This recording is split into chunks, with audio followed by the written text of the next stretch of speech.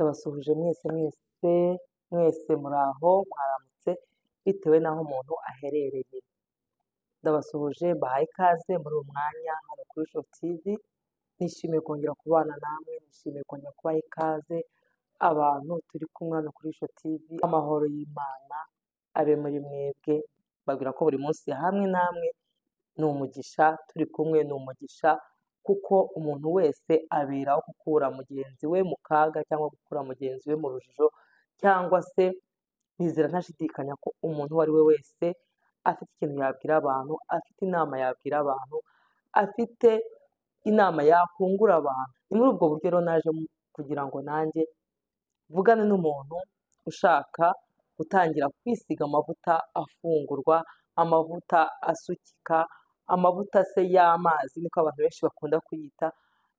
Gikotori se ituma umukungugu kujyaho, gikotori se usanga hari n'abidafata, si uko hatari na bya gikotori byiza, hari ibikotori rwose umuntu yisiga ugasanga afite umubiri mwiza. Ariko wowe ushaka kuva kuri gikotori ukaba ushaka kwisiga amavuta y'amazi, ngwino nkwereke amavuta meza yagufasha gutangiriraho. Niba ushaka gutangira kwisiga amavuta y'amazi mu bushobozi bwawe, hano nakuzaniye amavuta meza kandi ahendutse yagufasha gutangira kwisiga, ugaca ukubiri n'umukungugu, ugaca ukubiri n'izo mbyiro ziterwa na gikotori. Abantu benshi bavuga ko gikotori itera imbyiro, ugaca ukubiri n'ibyo byokere, ugatangira ukisiga amavuta y'amazi kandi aguhendukiye bitewe n'ubushobozi bwawe, hamwe na glycerine yayo.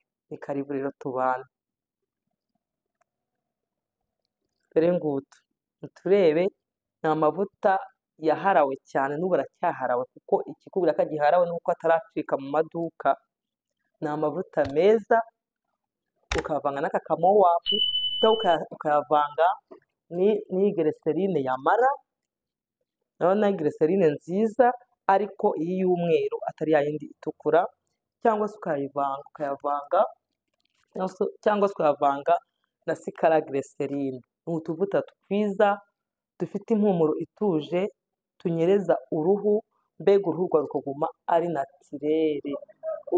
Mwakoze kubana nanjye rero, Imana ihe umugisha umuntu wabanye nanjye uwo ari we wese, Imana ibagurire imbago, Imana namwe ibagirire neza, Imana ibarebe neza. Isabiye umugisha umuntu wese wakoze subscribe, isabiye umugisha umuntu ugiye gukora subscribe nonaha, ugakora share, ugakora like, ugakanda ku nzogera kugira ngo ibiganiro byacu mukomeze kubibona. Imana ibahe umugisha cyane rero, ndabakunda. Shalom.